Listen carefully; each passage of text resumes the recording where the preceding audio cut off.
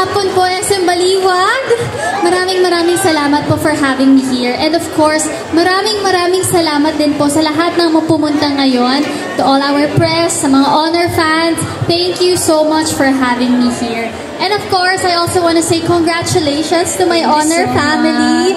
Naku, may bagong store na naman. I remember before, I think mga 2 years ago, pumunta ako sa first store opening nila. Sa ano pa yan? Sa SM. Hindi, SM Mega Mall pa. Mega Mall. Honor 70. Yes. Oo, yun yung parang unang store with Khalil, opening. right? Yes, with Khalil. Ngayon, grabe, dumadami na yung mga store. Umabot na tayo sa SM Baliwag. And of course, syempre, ang bagong phone nila na ang Honor 400 5G. Sobrang na-amaze ako sa phone na to. Dahil syempre, we're all aware na AI is taking over social media. And it's nice na may mga feature na yon dito sa cellphone natin. And actually, hindi ko in-expect na yung phone na Honor, kaya pala nila gawin yun sa mga photos and mga videos ko. So later, I will show you kung paano gawin yung mga AI features.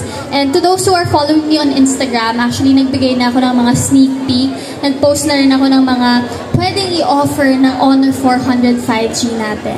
So sa mga taong hindi pa nakaka-order, mag-order na kayo, pre-order na ako kasi sobrang daming pa, grabe, may pa-Hermes pa talaga. Yes. Totoo ba yan? Of course. May pa-Hermes ba? Nako, pwede ba mag-apply siya?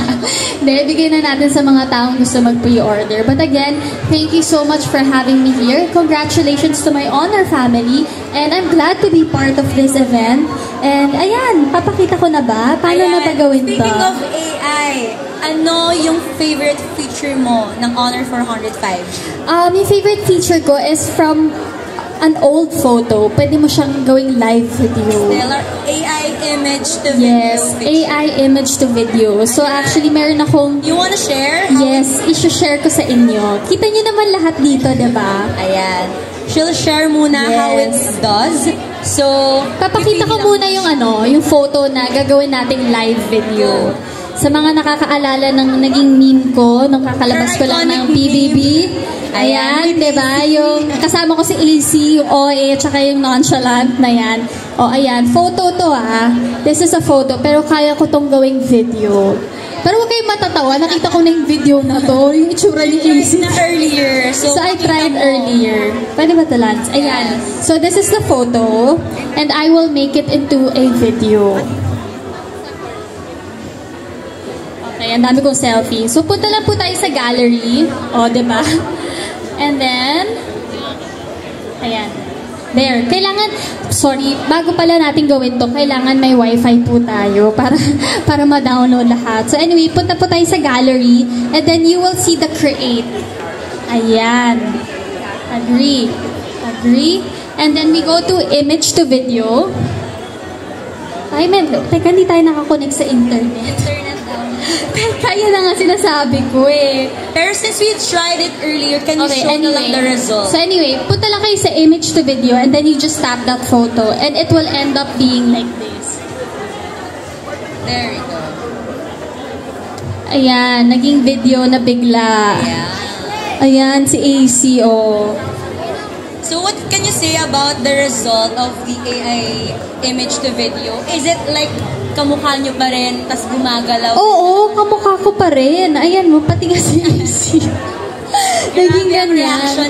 Grabe yung reaction natin. Actually, meron pa akong mga ibang photos. Like for example, itong baby picture ko. I was 7 years old nung kinunan tong photo. May mga medals ako kasi nag-compete ako abroad ng figure skating. Ito, sobrang na-amaze talaga ako dito kasi hindi ko na nga maalala yung picture na to nung nag-picture ko. Pero nagawa ko siyang ganito. See, gumagalaw ako. Ang cute. Ashley. As in, ayan cute. Gumagalaw na ako. Yes. And last photo, ito pa. Ito, yung PBB photo ko when I got evicted. I posted it on my Instagram. Tapos nang in-edit ko siya, naging ganito na siya. Pabalik na ako sa bahay ni Kuya. Ayan. Kuya. Naglalakad na ako pabalik. And then, I think you have a last photo. But ay, meron pa isa. Itong ko, PBB poster. As your independent size princess. So yan, gumagalaw na siya. Gumagalaw na yung face ko. So there's so many things you can do on this phone. And sobrang na-amaze ako kasi feeling ko dito lang sa Honor yung may ganito. So, have you tried like the camera of the Honor 400 5G as well? Ah, yes. Eto. Yeah, May mga photos na yung ako. photos that captured by the Honor 400 5G. Ano ba? Eto. Para they can see Nag-doggies day out ako. how great the quality of the camera is. Ayan. There we go. Here. A sample. Sobrang clear niya. Ito yung sa Do you garden use your namin. Honor 400 whenever you go? Ha? Whenever you go, do you use your... Ah, yes. Oo. Ito na yung lagi kong ginagamit na photo. Kasi nga, it's like a quality of a camera na rin. So, lahat naman tayo mahilig sa mga pictures ngayon, di ba?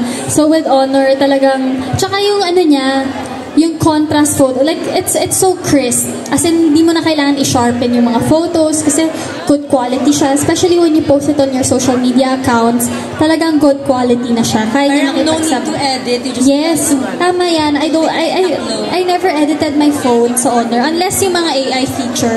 Like for example, meron din ako pinost recently sa Instagram.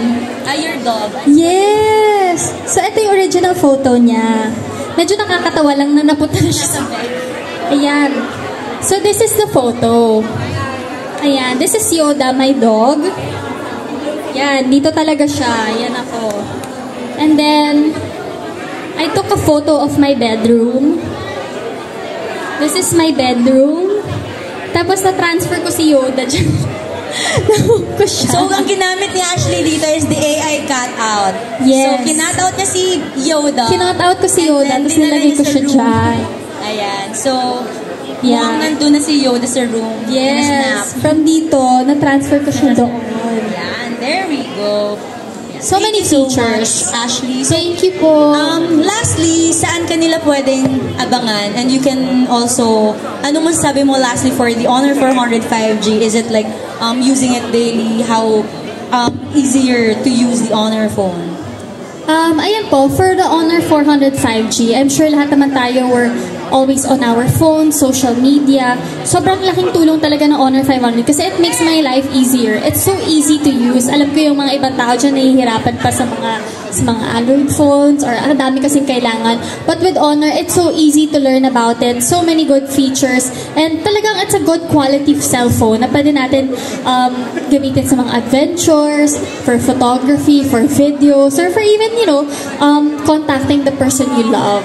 So, guys, again, mag-pre-order na kayo ng Honor 400 5G kasi there are so many freebies also and prizes you can get. And of course, thank you again for having me here sa mga taong gustong mag-abang sa akin sa mga projects ko. I actually have, Saturday po ngayon, di ba?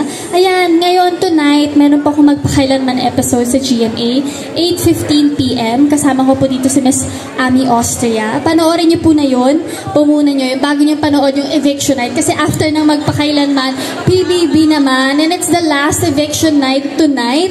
Malalaman natin kung sino ng ating Big Four. Ng bayan. Sino ang Big Four? Sino ang Big Four mo? Or Alam na natin kung sino ang Big Four. Charis, Asver, The last slot at saka lang. si Rawi. Yes. Last slot. So it's either Breca or Dosbia. So Actually, hindi ko kasi alam kung sino. Kasi yung twist ngayon, hindi votings. Yes. As in, you really have to earn your spot. So, through challenges. Actually, I love both of them, yung Dosby and Becca. Pero kung sino na lang, tiwala na lang kay Lord. Kung sino pasok sa kanila, then maybe they deserve it. If hindi, better things are waiting on the outside world. Yes, sana may mga by Breca. Breca or Dosby, yeah. Pero, yes, actually, I wish them all the best. And of course, yung mga nakapasok na sa Big Four, deserve nila yun. Ang Big Night sa July 5 din po yan. So, abangan natin yung Big Night kung sino ang magiging big winner. Ayun po. At syempre, ayun, magpakailanman. My social media accounts, you can follow me at Ashley Ortega sa Instagram and TikTok. So, ayun po. Thank you so much. Ashley! Everyone,